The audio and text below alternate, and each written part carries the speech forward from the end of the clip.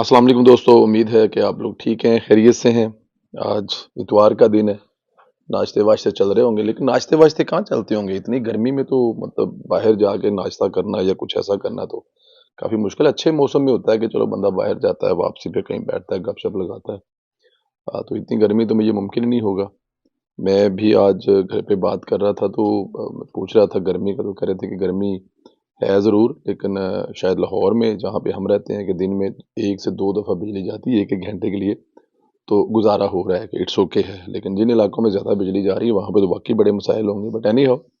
اب یہ تو مہینہ تھا نکالنا ہے، ٹھنڈے خربوزے کر کے کھانے ہی کھانے ہیں۔ ہمارا بڑا مسئلہ تو یہ ہے نا، ہمارے موبائل کی بیٹری لو نہ ہو، باقی تو ہم چلا چلو لیتے ہیں۔ اللہ تعالیٰ کی ذات آپ لوگوں کو اپنے حفظ و امان میں رکھے اور یہ گرمی سے محفوظ رکھے۔ اسلام آباد اور پنڈی میں سنا ہے بڑی ٹھیک ٹھاک قسم کی بارش ہوئی ہے، لیکن یہ بارش ہونے کے بعد بھی کوئی ایسا فرق نہیں پڑتا، ایک حبس والی شروع ہو جاتی ہے۔ ریکویسٹ وہی ہے آپ سے کہ آپ اس سے پہلے کہ ویلاگ شروع کریں، جو فیس بک کا پیج ہے پلیز اس کو ذرا لائک کر دیں اور اس کو فالو کر لیں، اور جو یوٹیوب کا ہے وہ تو ظاہر ہے، جو دوست مطلب جن لوگوں دوستوں نے اس کو سبسکرائب نہیں کیا ہوا وہ پلیز سبسکرائب کر لیں، خاص طور میں پاکستان میں رہنے والے دوست، اس کے بعد سعودی عرب میں رہنے والے دوست، انگلینڈ میں رہنے والے دوست، اور بہت سارے یو ای کے بہت سارے ممالک میں ہمارا مطلب ویلاگ دیکھا جاتا ہے، پروگرام دیکھا جاتا ہے۔ سعودی عرب میں بہت زیادہ، بلکہ انگلینڈ میں بھی کافی بڑی تعداد میں لوگ دیکھتے ہیں۔ تو تمام سے ریکویسٹ ہے کہ وہ چینل کو ضرور سبسکرائب کریں اور ساتھ میں بیل آئیکن کو بھی پریس کر دیں تاکہ آپ کو اپڈیٹ بھی جلدی مل جائے کرے جیسے یہ اپلوڈ ہو۔ اس کے علاوہ لائکس اور کمنٹ تو آپ ہمیشہ کرتے ہیں۔ سب سے بڑی خبر جو آپ سے شیئر کرنے لگا ہوں کہ شٹ اپ کی کال دے دی گئی ہے، یوں کہہ لیں کہ درخواستیں اور معافیاں سب کچھ جو ہے نا وہ کوئی ریکویسٹ نہیں مانی جا رہی۔ آرمی اس دفعہ جو ہے وہ اس کو وہ کہتے ہیں کہ کوئی چیز پرسنل لے لی جاتی ہے، وہ کسی طرح سے معافی دینے کے موڈ میں نہیں ہے۔ 9 مئی والے واقعوں کو، پاکستان کے 9/11 کے مجرمان کو منطقی انجام تک پہنچانے کا حتمی فیصلہ کسی صورت میں نہیں بدلا جائے گی، یہ اطلاعات ہیں، پیغام پہنچا دیے گئے ہیں۔ واقفان حال بتاتے ہیں کہ بلوچستان میں ایک سیکیورٹی ورکشاپ ہو رہی ہے جو تاحال جاری ہے۔ اس ورکشاپ میں آرمی چیف مختلف شعبوں سے تعلق رکھنے والی شخصیات سے بات چیت بھی کر رہے ہیں، ان میں صحافی بھی شامل ہیں، ان میں بلوچستان کے طلباء بھی شامل ہیں۔ آپ یہ کہہ سکتے ہیں کہ اب تک آرمی چیف کا یوں پہلا انٹریکشن ہوگا جس میں موجودہ صورتحال پہ بات ہو رہی ہے، ڈسکس ہو رہی ہے، مشورے ہو رہی ہیں لوگوں سے، اس پہ کمنٹس لیے جا رہے ہیں کہ یہ جو 9 والا واقعہ اس پہ مطلب لوگ کیا کہتے ہیں، اس کے بارے میں لوگ سوچتے کیا ہے، کیونکہ ایک پی ٹی آئی کی طرف سے یا پی ٹی آئی کے ہمدردوں کی طرف سے تاثر دیا جا رہا ہے کہ بہت بڑی کوئی زیادتی ہو رہی ہے، بہت بڑا کوئی ظلم ہو رہا ہے لوگوں کے ساتھ۔ ظاہر ہے وہ ملنا چاہتے ہیں، لوگوں سے پوچھنا چاہتے ہیں کہ وہ لوگ کیا سوچتے ہیں، تو اس کے بارے میں آرمی چیف جو ہے وہ ذرا اپنا لوگوں سے ڈائریکٹ مل رہے ہیں، پوچھ رہے ہیں۔ 9 مئی کے حوالے سے جو بات ہے اس پر اگر بات کریں تو مبینہ طور پر کہا گیا کہ آرمی چیف سے جب خدیجہ شاہ سمیت دیگر کے حوالے سے سوال آباد، انہوں نے کہا کہ 9 مئی کے واقعات میں ملوث افراد کے لیے کسی قسم کی رعایت نہیں ہوگی۔ یہ بات ہم لوگ 9 مئی سے ہی کہہ رہے ہیں، جس کو اب تقریباً 1.5 مہینہ ہو گیا کہ 9 مئی کے واقعے کے بعد جو بھی اس میں ملوث ہے اس کو کسی صورت میں چھوڑا نہیں جائے گا، اور ہمارا اپنا بھی موقف یہی ہے، ہم بھی یہی سوچتے ہیں کہ چھوڑا بھی نہیں جانا چاہیے۔ اگر آج آپ نے اس واقعے میں لوگوں کو چھوڑ دیا تو آنے والے وقت میں آپ لوگوں کے لیے بڑے مسئلے مسائل ہوگے، آنے والے وقتوں میں پھر آپ سے سنبھالا نہیں جائے گا۔ کوئی بھی عمران خان اٹھے گا اور کسی بھی جگہ پہ آگ لگا کے کہہ دے گا ٹھیک ہے جی کیا ہوا، تب بھی تو لگی تھی آگ کو، قیامت آ گئی تھی، ہم نے لگا دی، آرمی کی بیس جلا دی ہے، تو کوئی بات نہیں،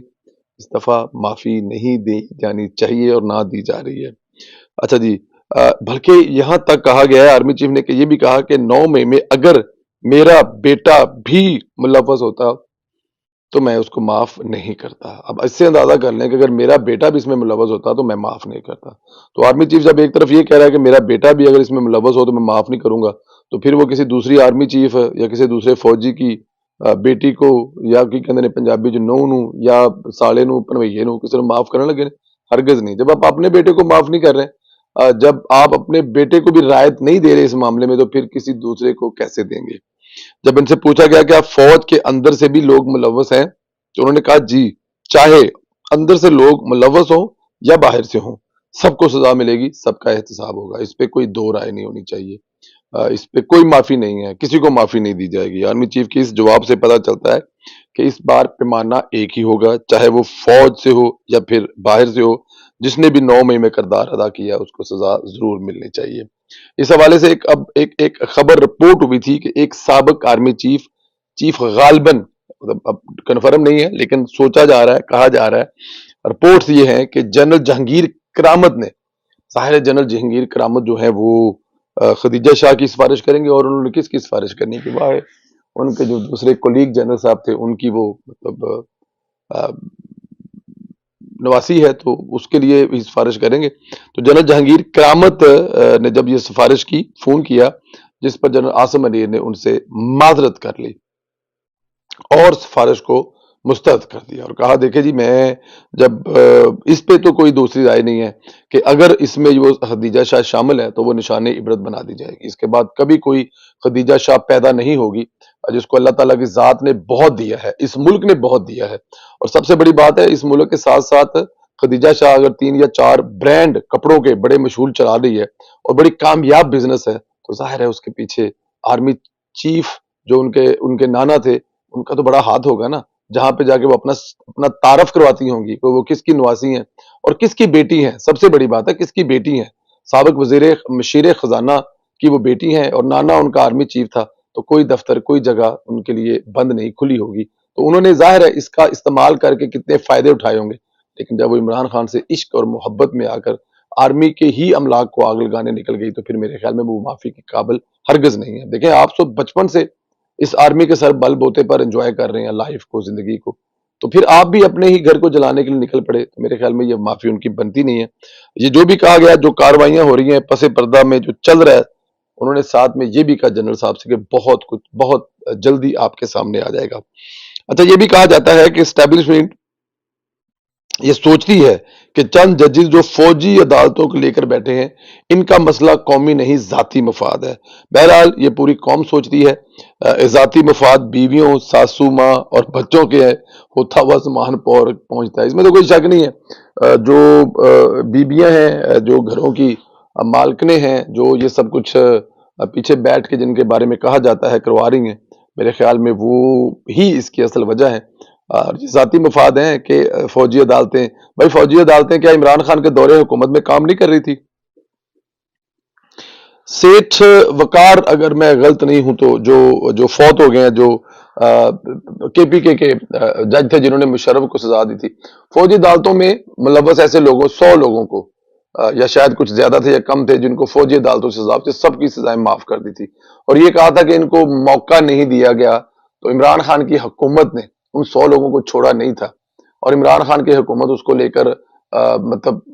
چلی گئی اور آج تک روکا ہوا، اس میں 100 میں سے کئی مر گئے ہیں، کوئی زندہ ہے، کوئی کسی کو نہیں پتا۔ تو عمران خان کے دور حکومت میں بھی سزائیں فوجی عدالتوں سے ملتی تھی، اور عمران خان صاحب اس کے بہت بڑے حمایتی ہوتے تھے، وہ سمجھتے تھے جو فوج کے خلاف جائے گا اس کو فوجی عدالتوں سے سزا ملنی چاہیے، اور آج عمران خان صاحب کہہ رہے ہیں کہ یہ سارا کچھ غلط ہے۔ مفادات اپنے نہیں رہے نا، اس وقت عمران خان صاحب کے اپنے مفادات ہوتے تھے۔ بہرحال یہ عمران خان سے ملاقات کے حوالے سے آرمی چیف سے سوال ہوا کہ وہ آپ سے ملنا چاہتے ہیں، آپ کیوں نہیں ملتے؟ انہوں نے جواب دیا کہ یہ ہمارا مینڈیٹ نہیں ہے، ہم کیوں عمران خان سے ملے؟ یہ تفصیلات آنے کے بعد کوئی یہ نہیں کہہ سکتا کہ عمرانی جج یا کوئی اور 9 مئی کے مجرمان کو بچا سکتا ہے۔ بالکل ٹھیک ہے، میرے خیال سے فوج نے اس کیس کو مثال بنانے کا فیصلہ کر لیا ہے، جو کہ ملکی سلامتی کے لیے بہت ضروری ہے۔ اس تفصیل کے بعد پتہ لگتا ہے کہ پس پردہ بہت کچھ ہو رہا ہے، جو اچانک منظر عام پر آئے گا تو پتہ چلے گا کیا سے کیا ہو گیا، جیسے عمران خان اتنا تنہا ہو گیا، کون سی ایسی قیامت آئی، کیا ایسی تبدیلی آئی کہ عمران خان کا سب ساتھ چھوڑ گیا۔ عمران خان سوچتا تو ہوگا کہ عمران خان اس دن بہت بڑی غلطی کر بیٹھا ہے۔ دیکھیں الطاف حسین کراچی کا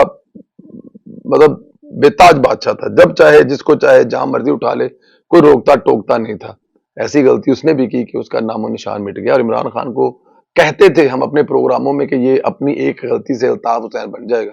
لیکن کیونکہ ظاہر ہے طاقت کے نشے میں عمران خان کو ہوش نہیں تھا، جب ہوش آئی تو بہت لیٹ ہو گئی۔ اس تفصیل کے بعد پتہ لگتا ہے جی وہ ٹھیک ہو گیا عمران خان اتنا تھے۔ ایک اور خبر سامنے آئی ہے، طلعت حسین صاحب نے بتایا کہ جونیئر ججز بندیال کے ساتھ مل کر عمران خان کو اس لیے بچا رہے ہیں، ان کو پتہ ہے کہ وہ خلاف میرٹ تعینات ہوئے ہیں،